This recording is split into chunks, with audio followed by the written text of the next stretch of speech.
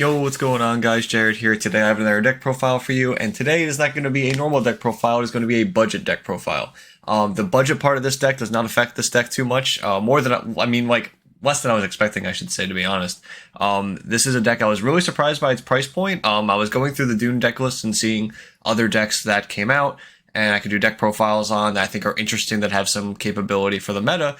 And when I came across this one, I was like, oh, okay, this deck has ways to play around Droll and Lockbird, and can make a very big void turn one, and yet the price point would not suggest that. I was able to make this build specifically for about around $100, $110, give or take, going by TCG player.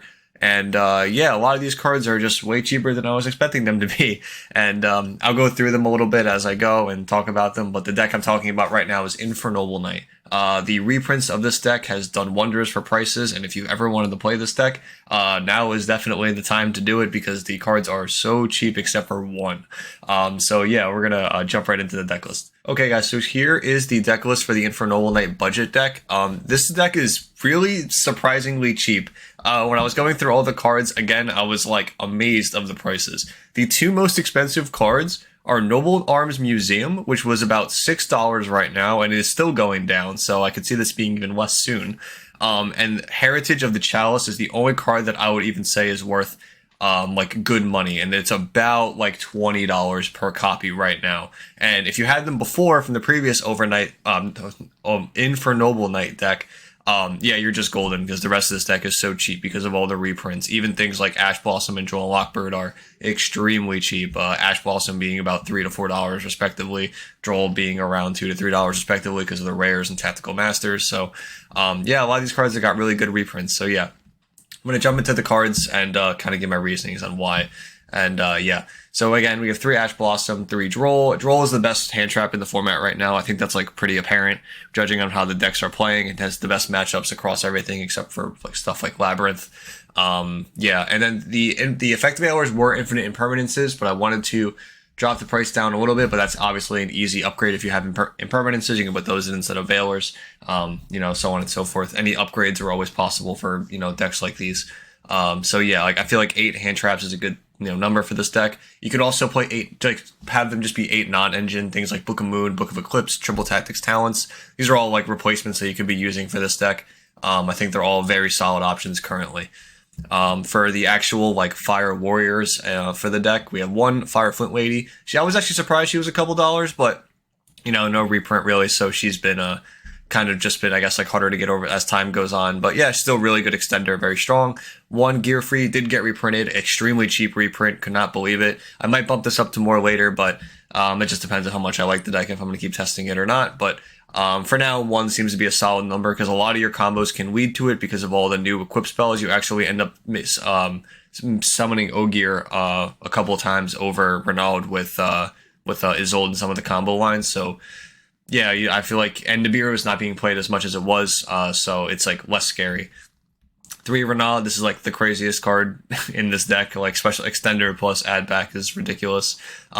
Ogier is like one of the best starters in the deck. Again, like these cards are really cheap because of the reprints. Like Ogier has been a common. I believe Renaud was a super rare if I remember correctly. Oliver was a common. This is a new card. He's still cheap, not too much. Yeah, Ricardetto, whatever his name is. I'm not even gonna try to pronounce it. Yeah, all these cards are fairly affordable, and Turpin being a common in the new set as well. Neospace Connector and Dolphin, very good cards to play around Droll, Lockbird, and Ash Blossom, and you get to see your opponent's hand to be able to know what kind of interruptions you need, what to expect. Especially if you see something like Nibiru, you know you might have to change your plays up a little bit to play around it. 2 copies of Red Layer. These are also something that surprised me with the prices. Like every copy of Red Layer is at least like $2. Obviously, I went by the common price because it's the cheapest one. But yeah, it's a really good Fire Extender. If you go through the connector line, this is a good add for the follow-up. You might be able to switch out a Red Layer for a Fire Flint Lady. Maybe that's a little bit better for the ratio-wise, but I think this is okay for now. And then for the actual Infernoble arms, again, these cards are not expensive out of Dune, surprisingly. This card's only like $2, $3. And this one just pretty much searches Durandal. It's not like crazy, so that's why it's only a one of, like, you have so many copies of Durandal, but you can only search off Durandal so many times, so you can't play like an insane amount, like, especially with Museum now. Like, you don't want to be playing terraformings and more cards that play in the draw when you don't need to be. So that's why I'm not playing terraforming in here either. So yeah, then we obviously have the 3 Durandal. This is also reprinted. That's just a rare. Joyous was never expensive anyway. Call by, you can just get the commons. Divine Sword, Phoenix Blade, again, get the original common, excuse me. Heritage of the Chalice, both copies are expensive, so either way you're going to be spending anywhere from like $20-ish, $25-ish per copy. So yeah, that's like a majority of the budget is just in this card alone, but it is by far the best searcher for this deck because you can get an Infernoble Arms or a Infernoble Monster. One Living Fossil. I wanted the Equip spell to be a 5th copy of something and to be an extender, so Living Fossil just fit the bill the best for now. This could be other Equip spells, maybe like DDR or something like that, but I like Living Fossil. Again, it's cheap too. This is only a common, so it's only like less than $1. Infernoble Arms Museum. This card is nuts. Again, this card was the other $6 card. This was the $6 card that I was mentioning before. This is the most expensive one out of Duelist Nexus. Like this is like mandatory 3 of this card's ridiculous. Being able to being searchable off of a extra deck card, which is always a positive, and then being able to search Infernoble Arms and summoning from the extra deck, or from the spell and trap zone. I mean, so strong. And then 1 Rhoda. Again, this card's been printed a million times. For the extra deck, we have 1 copy of Angelica. This card is crazy. I never until doing like some combo lines like in like solo mode and dueling book. Like I never realized how strong this card is. Like reading it, it doesn't seem that good. Then you play with it and you're like, all right, this card was actually just like an insane inclusion in this deck. So yeah, this card is really strong. I don't play the Horn of Affiliate right now. I mean, you can if you want to. It just like destroys stuff, but for now, I just have this to be able to search another copy of Museum, which is not a hard once per turn, so it's not like it's dead or anything. This is where like the extra deck changes based on the budget. Like we had things in here like Baron and Access Code, but we cut them for some other cards. One of them being Crimson Blader. I think this card's actually pretty good right now. It's also a Fire Warrior monster, level 8, so it's not like unmakeable. You are able to make this in this deck, and then at the same time being able to turn your opponent off of summoning level 5 or higher is super good right now against obvious strategies such as Kashtira, and as well as even other decks. I'm like drawing a blank right now. My God, there was another one I was even thinking of when I put this in.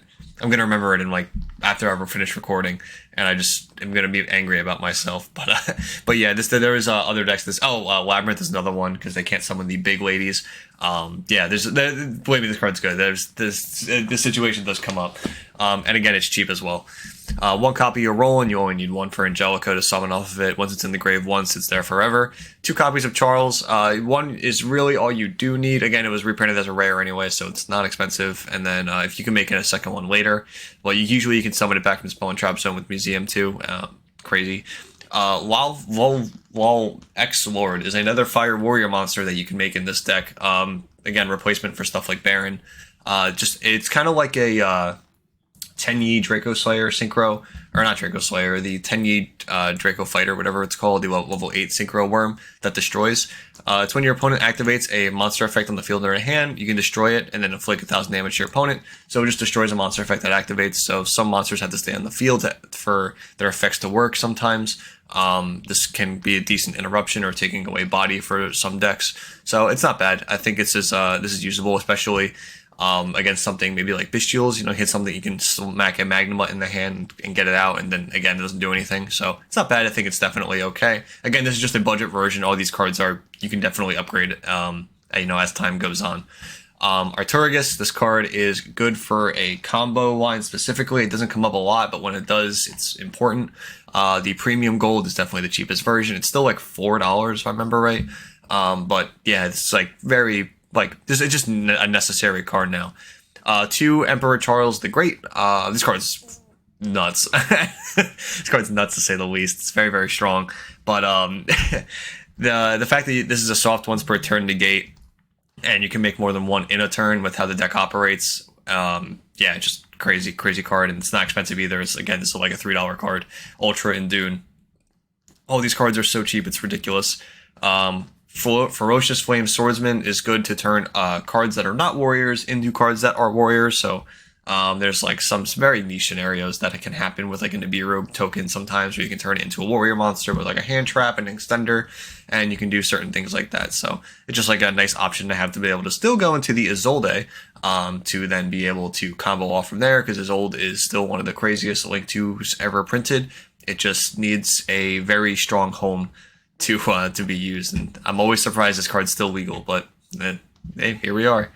One copy of Nightmare Unicorn, generic Link 3, can link off the Isolde, because this deck doesn't have like big Link monsters, so usually at the end of the combo, Isolde's just sitting there. So in the following turn, you can go into other stuff like Nightmare Unicorn, and then from Unicorn, I swapped out Access Code Talker and I put in Unchained Abomination, because it only requires one Link monster and just 2+ monsters, so you can do the Unicorn plus any other card to go into Abomination.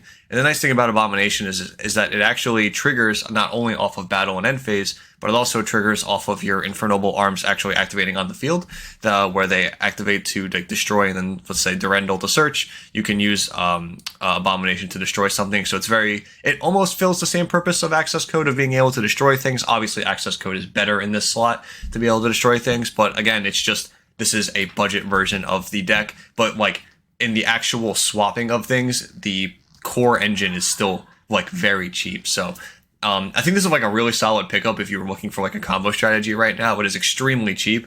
The only card that is like you have to worry about being reprinted and going down in price is Heritage of the Chalice, which is definitely overdue. But yeah, like this deck is definitely solid, and it has a lot of options to play around Droll and Lockbird because of the Connector, Dolphin, and Callby. So you actually have 5 cards that play around Droll, which is really good. And then on top of that, you can side something like Cross Out, and then like for going first with like a Shifter, and it has like the most options to play around like the power hand traps of the format. So overall, I think this is actually really good. So yeah, I hope you guys enjoyed this profile and like gave some information, because I don't think a lot of people like see Infernoble and think like budget deck, but it is right now.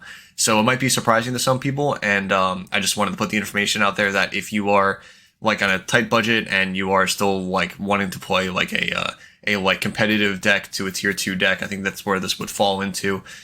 This is definitely a solid option. It has a learning curve with the combos and knowing how to fix your hands, and you can always mess around with the ratios too as you please. But yeah, I definitely think this deck is like a solid contender for the format. Once like all these like crazy like Droll Shifter stuff goes away, but this deck still has solid like contention for those hand traps anyway. So yeah, overall, I hope you guys enjoyed the video, and I'm going to be having more deck profiles soon, hopefully. And yeah, please subscribe. I'd really appreciate it, and I will see you in the next video. Bye, guys.